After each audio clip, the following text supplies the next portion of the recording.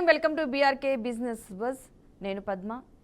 మీరు స్టాక్ మార్కెట్లో ఇన్వెస్ట్ చేయాలనుకుంటున్నారా? దానికి సంబంధించి ఇవాళ మార్కెట్లో సంచలనమైన అంశాలు, కీలక రంగాల పనితీరు, రేపటి ట్రేడింగ్కి ముందు కావాల్సిన విషయాలు, వాటితో పాటు బుల్ స్టాక్స్, బీటీఎస్టీ, మొమెంటమ్ ఆధారిత పెట్టుబడులపై ప్రత్యేక ఫోకస్ ఇవ్వబోతున్నాం.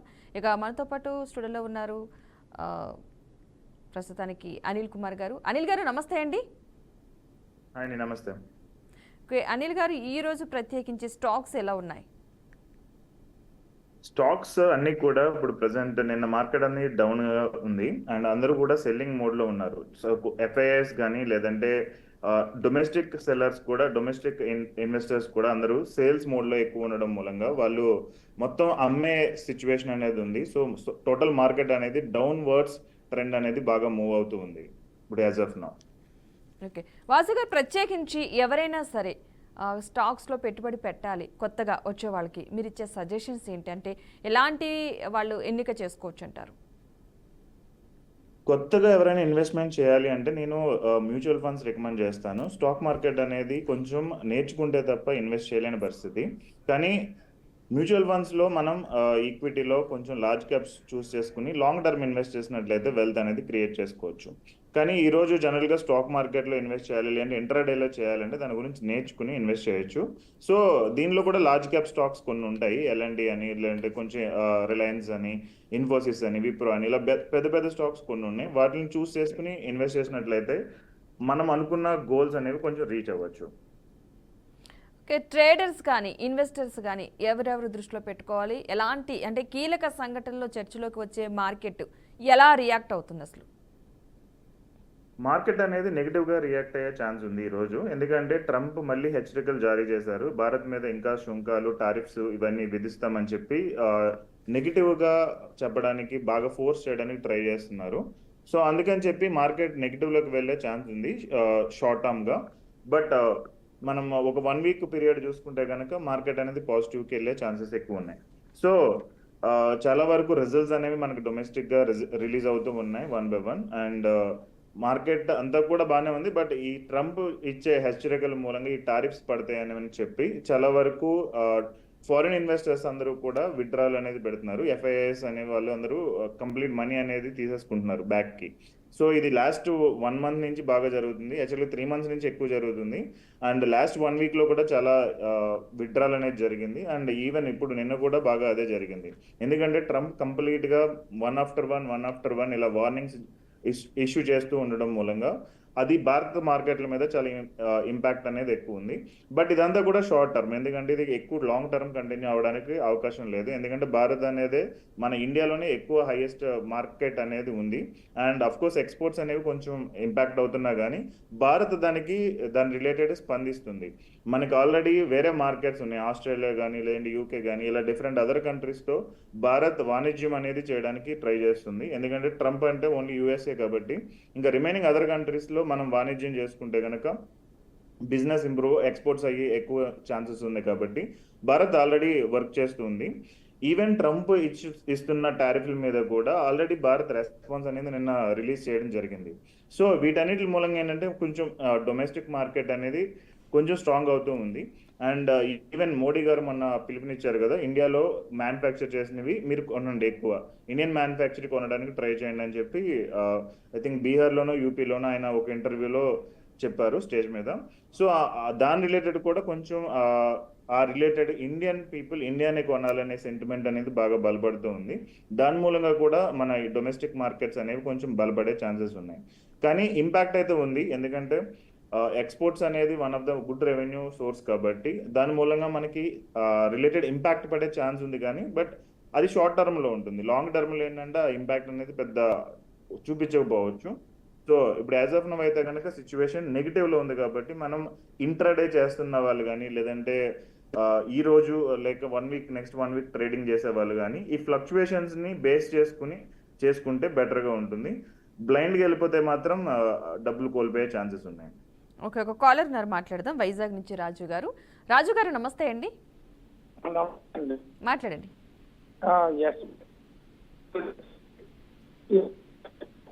మీ వాయిస్ బ్రేక్ అవుతుంది రాజు గారు. బ్యాంకు ఏ బ్యాంక్ అండి? మళ్ళీ ఒకసారి చెప్పరా? ఎస్ బ్యాంక్, ఎస్ బ్యాంక్. Okay, next. టీసీ మీ వాయిస్ అసలు అర్థం కావట్లేదండి, బ్రేక్ అవుతుంది అసలు, ఫుల్గా సిగ్నల్ లేదు మీ దానికి. ఓకేనండి రాజు గారు, మీరు ఒకసారి కాల్ కట్ చేసి మళ్ళీ కాల్ కనెక్ట్ చేయడం బెటర్, ఎందుకంటే మీ వాయిస్ అసలు క్లారిటీగా లేదు. నేను మామూలుగా ఆయన ఎస్ బ్యాంక్ అండ్ టీసీఎస్ గురించి చెప్పినట్టున్నారు. జనరల్గా స్టాక్ గురించి అయితే మనం మాట్లాడుకుందాం. సో ఎస్ బ్యాంక్ వచ్చేటప్పటికి ఇప్పుడు ప్రెసెంట్లీ 18.86 దగ్గర ట్రేడ్ అవుతూ ఉంది. అండ్ లాస్ట్ 5 days నుంచి 2.78% అది నెగిటివ్లోనే రన్ అవుతుంది. సో ఎస్ బ్యాంక్కి డిఫరెంట్ న్యూసెస్ అనేవి ఉన్నాయి. So ESOP related and Tata Motors related కొంచెం ఎస్ బ్యాంక్కి ఇష్యూస్ అయితే ఉన్నాయి. అండ్ ఇప్పుడు ప్రజెంట్ అయితే కనుక దీని related that mean negative trend అనేది రన్ అవుతుంది. సో ఇది మీ ఆల్రెడీ స్టాక్స్ ఉన్నట్లయితే కనుక ఎస్ బ్యాంక్లో దాన్ని ఒకటి మీరు అమ్మేయడానికి, అంటే లాంగ్ టర్మ్ కాదు షార్ట్ టర్మ్ అని అనుకుంటే కనుక కొంచెం చూసి అమ్మడం అనేది చేయండి. లేదు నేను రీబ్యాలెన్స్ చేస్తాను, పోర్ట్ఫోలియో కొంచెం ఎక్కువ ఇన్వెస్ట్ చేస్తాను అంటే కనుక దాని రిలేటెడ్ ఎస్ బ్యాంక్ రిలేటెడ్ వచ్చే న్యూస్ మొత్తం ఫాలో అవుతూ దాన్ని చూసుకుని ఇన్వెస్ట్మెంట్ అనేది చేయండి ఎస్ బ్యాంక్ అయితే కనుక. అండ్ టీసీఎస్ అయితే కనుక ఇప్పుడు ఆల్రెడీ పాజిటివ్లో ఉంది. 5 days నుంచి చూసుకుంటే కనుక సేమ్ కైండ్ ఆఫ్ రన్ అవుతుంది, 3,000 అటు ఇటులో రన్ అవుతుంది. సో 3,060 రూపాయలు అయితే ప్రజెంట్ ఉన్న రేట్ ఇది.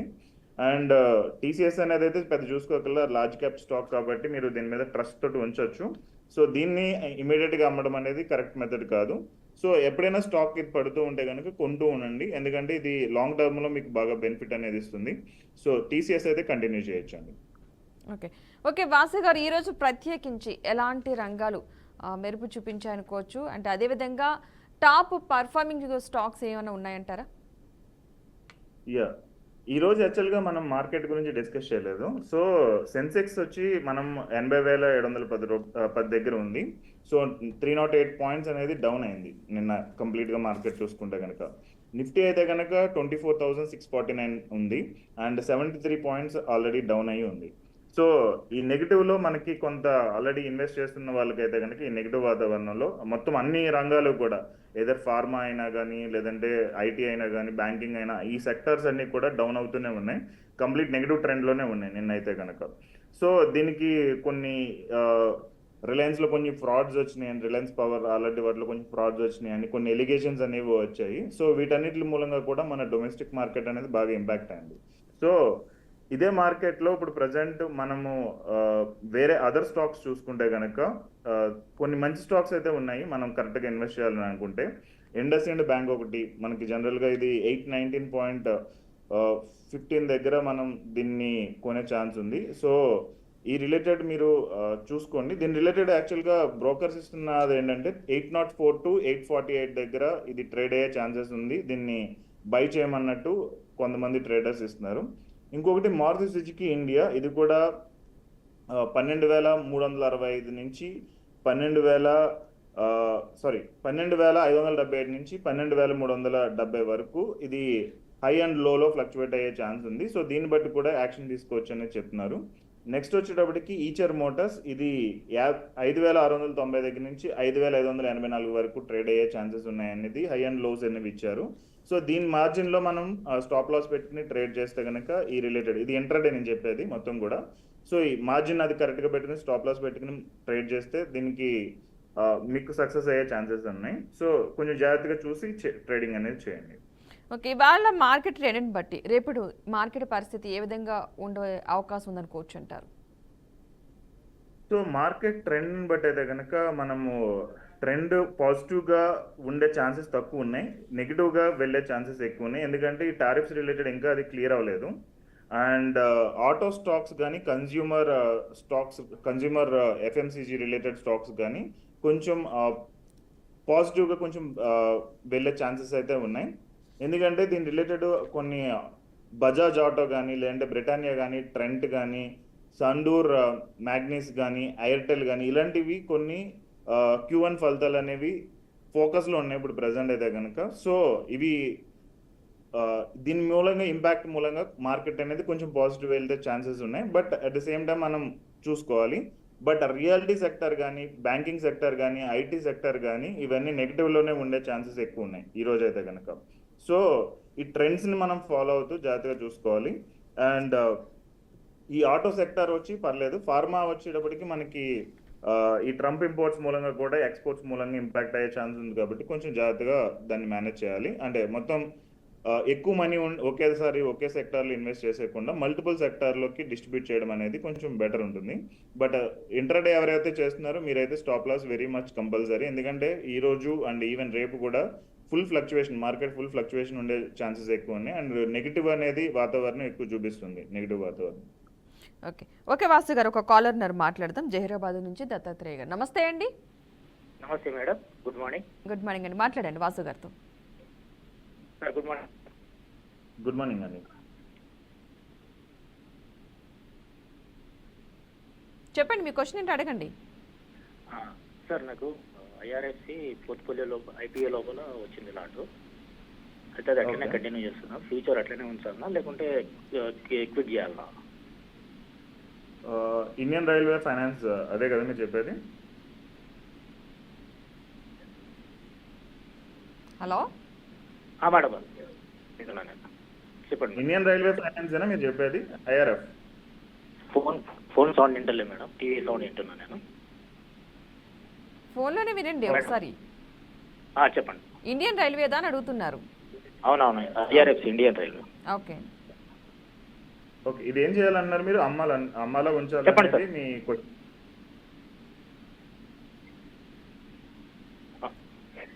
దీనికి సంబంధించి మీరు ఏం చేయాలనుకుంటే, అంటే అమ్మడానికా లేకపోతే హోల్డ్ చేసి పెట్టుకోవడానికా అని ఏం క్వశ్చన్ ఏంటి మీద? అవును మేడం, అమ్మాలనా వద్దా అనేది. Okay done. Okay, IRF share price అయితే కనుక పడడానికి ఎక్కువ ఛాన్స్ ఉందండి. అనలిస్టులు అందరూ కూడా చెప్పేది అప్రాక్సిమేట్ 50% దాకా ఛాన్సెస్ ఉన్నాయి అది పడడానికి అని చెప్పి. సో ఇది మనం కొంచెం కేర్ఫుల్గా కన్సిడర్ చేయాల్సింది. ఎందుకంటే ఇది మార్కెట్ పడితే 50% అంటే చాలా హై లెవెల్లో పడుతున్నట్టు. అండ్ దట్టు కూడా మొన్న 132 అంటే 5 days బ్యాక్ మనం చూసుకుంటే 132 దాకా ఉంది షేర్ వాల్యూ అనేది. ఇప్పుడు ప్రజెంట్ వాల్యూ వచ్చేటప్పటికి 128 రూపీస్ ఉంది. సో ఈ నెగిటివ్ ట్రెండ్ అనేది ఇంకా కొనసాగుతూ ఉంది ఐఆర్ఎఫ్ షేర్ అనేది. సో ఒకటి మీరు వెయిట్ చేయగలనంటే లాంగ్ టర్మ్లో దాన్ని ఈక్వేట్ చేసుకోవడానికి వెయిట్ చేయొచ్చు. బట్ ఇదైతే నెగిటివ్ జోన్లో ఉంది. మీరు ఈ రిలేటెడ్ ఎక్కువ మనీ ఉంటే కనుక డైవర్సిఫై చేయడం అనేది బెస్ట్ ఉంటుందండి. ఓకే, ఇప్పుడున్న మార్కెట్ స్థితిలో చిన్న ఇన్వెస్టర్లు ఎలా స్పందించాలంటారు? చిన్న ఇన్వెస్టర్లు అయితే కనుక ట్రేడింగ్ కొంచెం హోల్డ్ చేయడం బెటర్ ఉంటుంది.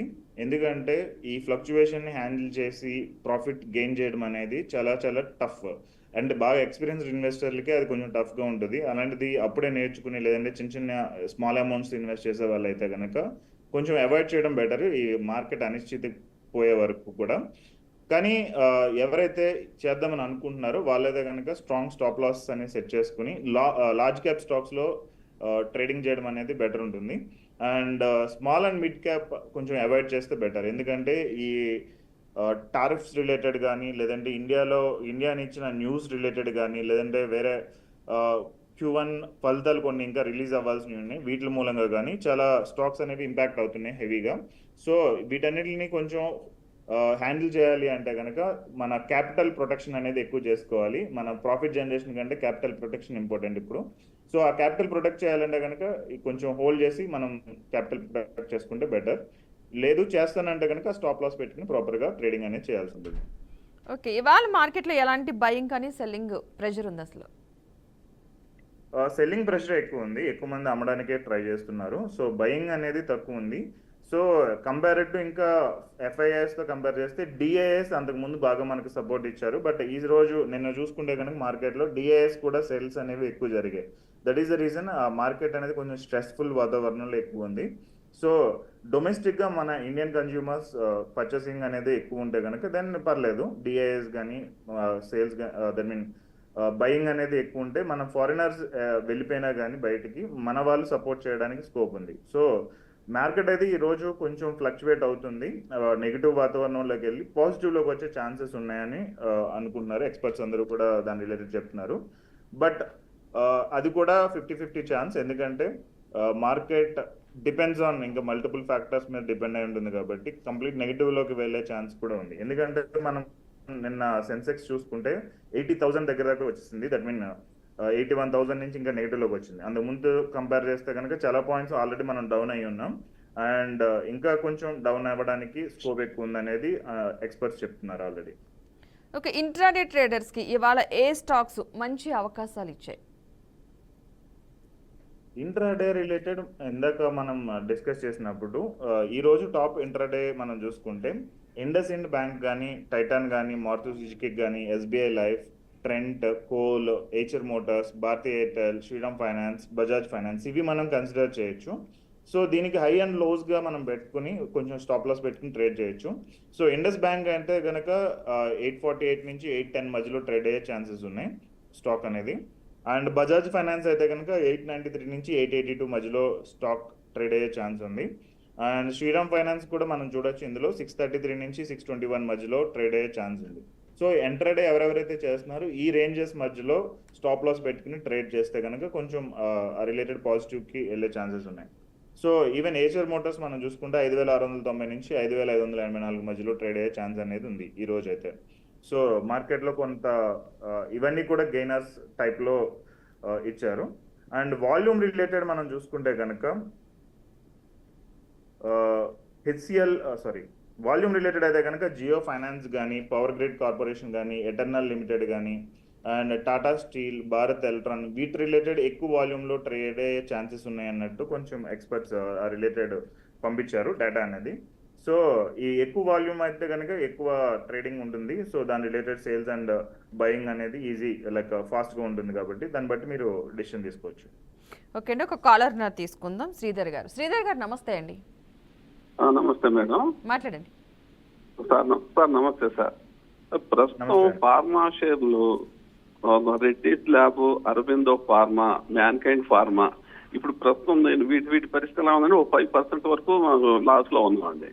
అలాగే ఐటీ దాంట్లో మించుగా 10% లాస్ లో ఉన్నాం. ఇవి ప్రజెంట్ వీటిని ఏమన్నా ఈ ప్రస్తుతం ఇంకా ఏమైనా బాగా డౌన్ అయిపోయే పరిస్థితుందా, లేకపోతే లాంగ్ టర్మ్ ఇన్వెస్టర్లకి ఇది ఏమైనా ఇబ్బంది అవుతుందా? ఏం చేయమంటారు సార్? డాక్టర్ రెడ్డిస్ అయితే కనుక 1214 దగ్గర ట్రేడ్ అవుతుంది, 1214 దగ్గర. అండ్ లాస్ట్ మనం చూసుకుంటే 5 days నుంచి కూడా మీరు చెప్పినట్టు 5% డౌన్లోనే ఉంది. ఈవెన్ అరబిందో ఫార్మా కూడా అలాగే ఉంది. ఎందుకంటే ఇవన్నీ కూడా ట్రంప్ అంటే మేజర్గా ఎక్స్పోర్ట్స్ రిలేటెడ్ కాబట్టి ట్రంప్ విధించే పన్నులు లేదంటే టారిఫ్ రిలేటెడ్ ఇది బాగా స్ట్రెస్కి లోన్ అవుతున్న స్టాక్స్ మాట.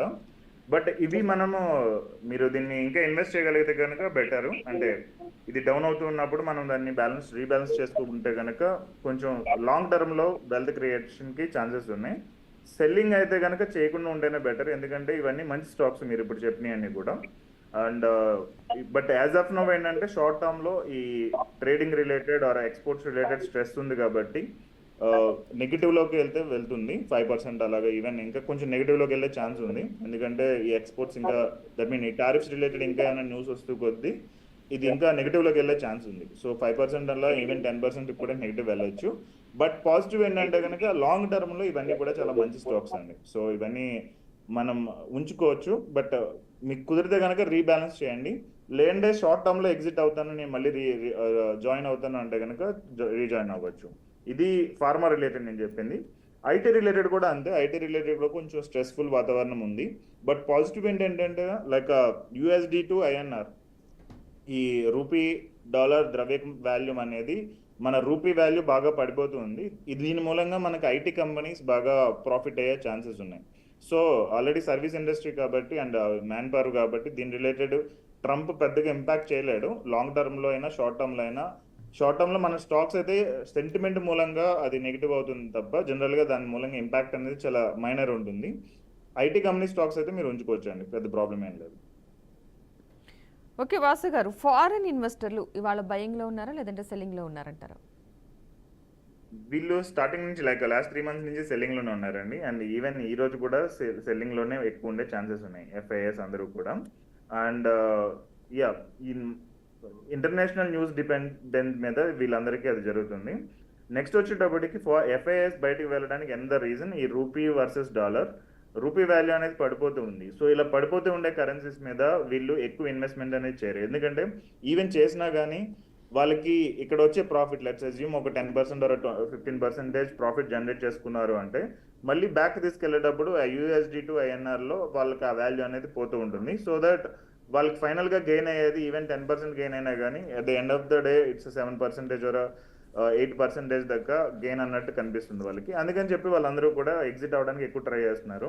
మేబీ ఈ మార్కెట్ ఈ ఇంటర్నేషనల్ గా మనం స్ట్రాంగ్ గా ఉండి ఈ టారిఫ్స్ రిలేటెడ్ కానీ ట్యాక్సెస్ రిలేటెడ్ కానీ ఈ రష్యన్ ఆయిల్ రిలేటెడ్ కానీ ఈవెన్ వార్స్ రిలేటెడ్ కానీ మనకు ప్రాపర్ స్ట్రాంగ్ ఇండికేషన్ ఉన్నప్పుడు ఆటోమేటిక్గా మళ్ళీ వాళ్ళు ఇన్వెస్ట్ చేస్తూ ఉంటారు. కాబట్టి యాజ్ ఆఫ్ నవ్ అయితే కనుక వీళ్ళు సెల్లింగ్ మోడ్లో ఉన్నారు అండ్ దాని మూలంగానే మనకి మార్కెట్ అనేది నెగిటివ్లోకి ఎక్కువ వెళ్తుంది.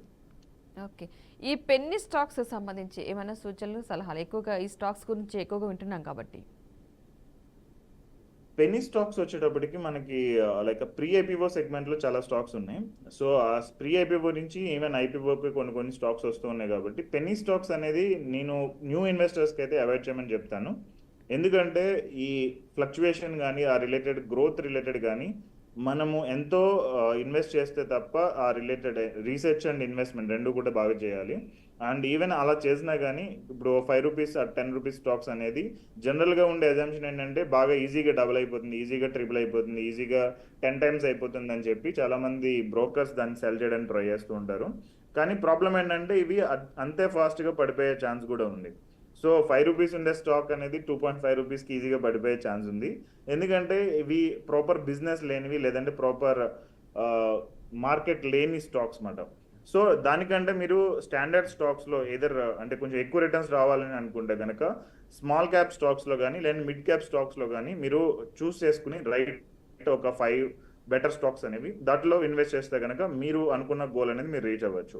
సో మనం వెల్త్ క్రియేట్ చేయాలంటే ఫస్ట్ మన క్యాపిటల్ ప్రొటెక్ట్ చేసుకోవడం అనేది చాలా చాలా ఇంపార్టెంట్. దాని తర్వాత మన రిటర్న్స్ అనేవి. కానీ పెన్నీ స్టాక్స్లో ప్రాబ్లం ఏంటంటే క్యాపిటల్కే రిస్క్ ఎక్కువ ఉంటుంది. ఈవెన్ మార్కెట్ పాజిటివ్ ఉన్నా నెగిటివ్ ఉన్నా ఇంటర్నేషనల్ న్యూస్ ఎలా ఉన్నా కానీ ఈ పెన్నీ స్టాక్స్ మీద హైగా ఇంపాక్ట్ ఉండే ఛాన్స్ ఉంది. కాబట్టి బెటర్ అవాయిడ్ చేయమని చెప్తాను ఎవరైతే ఇన్వెస్ట్ చేద్దామని అనుకున్నారో. బట్ మీకు స్ట్రాంగ్ కన్విక్షన్ ఉండి డెఫినెట్గా వర్కౌట్ అవుతుంది అని అనుకుంటే కనుక మీరు ట్రై చేయొచ్చు.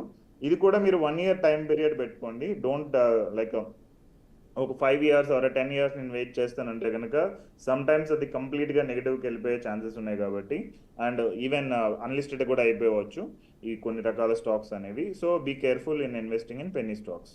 ఓకే, ప్రెసెంట్ ఏ రంగం ఇప్పుడు డిఫెన్సివ్గా కనిపిస్తుంది అసలు? డిఫెన్సివ్గా కనిపించే రంగాలు మనం ఇందాక అనుకున్నట్టు బ్యాంకింగ్ అనేది కొంచెం డిఫెన్సివ్ అండి. ఒక 1 week టైం జోన్ ఇలా చూసుకుంటే కనుక బ్యాంకింగ్ అనేది కొంచెం డిఫెన్సివ్గా చూసుకోవచ్చు. అండ్ ఎఫ్ఎంసీజీ అండ్ సెలెక్టివ్ కొన్ని ప్రైవేట్ బ్యాంక్స్ రిలేటెడ్ కొన్ని ఫండ్స్ కొన్ని స్టాక్స్ ఉన్నాయి. వీటిని కూడా మనం కొంచెం జాగ్రత్తగా చూసుకోవచ్చు. And reality, PSU and IT రంగాలు అయితే కనుక ఇప్పుడు మనకి పాజిటివ్గా వెళ్ళే ఛాన్సెస్ అయితే చాలా తక్కువ ఉన్నాయి. అండ్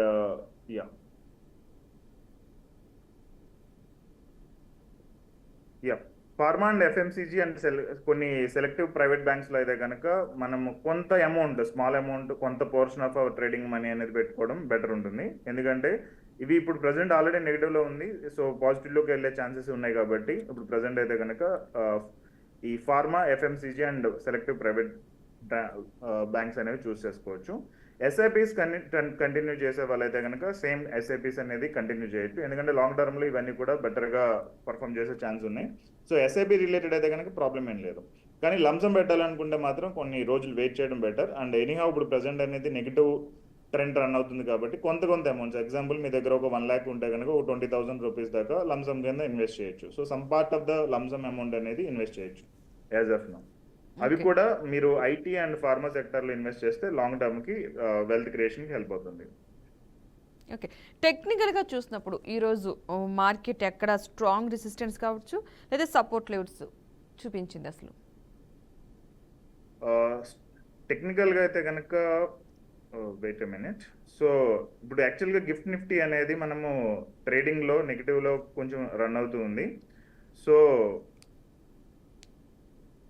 70 పాయింట్ల దాకా అది ఇంకా పడే ఛాన్స్ ఉంది. కాబట్టి మార్కెట్ నుంచి ఇప్పుడు 24,649 ఆ రేంజ్లోంచి అంటే 24,600 లేదంటే 24,700 మధ్యలో ఇది ట్రేడ్ అయ్యే ఛాన్సెస్ అనేవి ఉన్నాయి. సో దాన్ని బట్టి మనం మార్కెట్ పెట్టుకుంటే కనుక మనం అనుకున్న గోల్ అనేది రీచ్ అవ్వచ్చు. Plus or minus positive 70 points అనేది మనం పెట్టుకోవచ్చు.